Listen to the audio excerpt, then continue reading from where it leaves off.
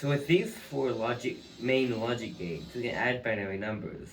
Adding binary works exactly a decimal, just that 1 plus 1 equals 1, 0. We have to build the sum and the carry. For the sum, we can use an XOR gate. For the carry, we use AND. However, we cannot add multiple numbers yet. If we add an XOR to the output of the first XOR, so we have an XOR and an XOR, and we add, so to have the first XOR, we add another XOR, we can tie the carry of the last bit to the input of the second XOR. We'll also modify the carry to AND to both XOR, so you'll have an XOR gate here and an XOR gate here, and tie both of the inputs together for both XORs, and then AND that, and then OR the ANDs, if you know what I mean. And then OR the two partial carries. The C-in, or carry in, is basically a +1. And C-out is like an overflow. This is a 2-bit adder. Let's show you the images. You'll have to know what, you have to deal with my awful drawing. Those are the images. This is a 2-bit adder. It can add and it can't do much else. So we have to understand how to make negatives. And we think that we can just add a sign bit. This is logical how it adds, however, it makes it difficult to add and subtract negative numbers. So we have to apply a NOT gate to every bit, or 1's complement. However, if you have the issue of -0, in another the issue of a -0 in another major issue, if you do -6 plus -8, you get -15. However, -6 plus -8 is -14. So if we add 1 to 1's complement, this is 2's complement, we can use carry in to add 1. So 1, 0, 0, 1, or -6, plus 0, 1, 1, 1, or -8, as you remember, when 1 complements, we're nodding every bit, is going to be equal to 1, 0, 1, 0, 0, 0, 0. Then add 1, 1, 0, 0, 0, 1, which is -14. So our 2's complement, what we do is we just not every bit, and then we add 1, using carry in.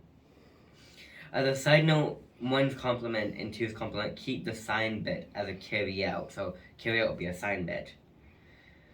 So how do we not every bit in specifically conditional not? So we want a conditional not. We can use XOR. Think about it. If we input 0 to the XOR's B input, A will just return itself. If we input 1 to the XOR's B input, A will just return the opposite. So connect the B inputs of the adder to the XOR gates, and we tie the B inputs of our XOR gate together. Then we enable C-in. We can get some subtractions. We can subtract simply by basically XORing the adder and then adding on C-in.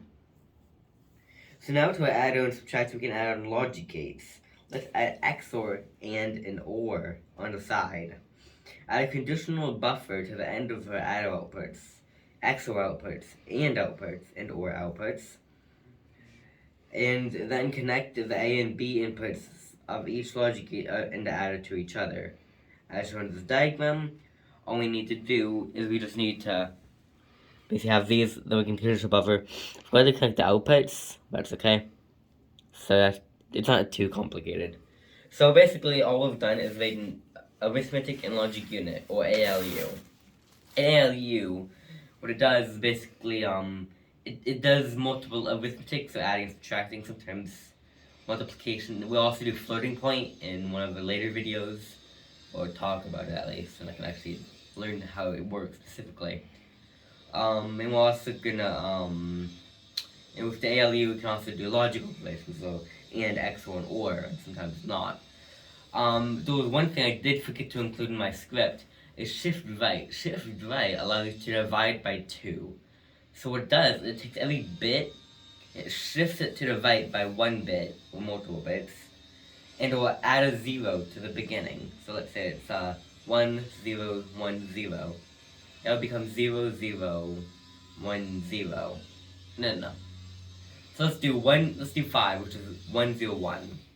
But shift it right, it becomes 0, 1, 0. So 5 divided by 2 is almost 2. And so if we do that again, we get 1, because 2 divided by 2 is 1. And then we do it again, we get 0, because 1 divided by 2 is basically 0, it's 0.5. We're not going to be doing decimals yet. I didn't check when we actually do that. We're doing that in the next video, but that's not just about floating points, it's about actually a lot of different things. This series will get more and more complicated as we go on. So for next week's video, we're going to be doing registers and memory. Thanks for watching.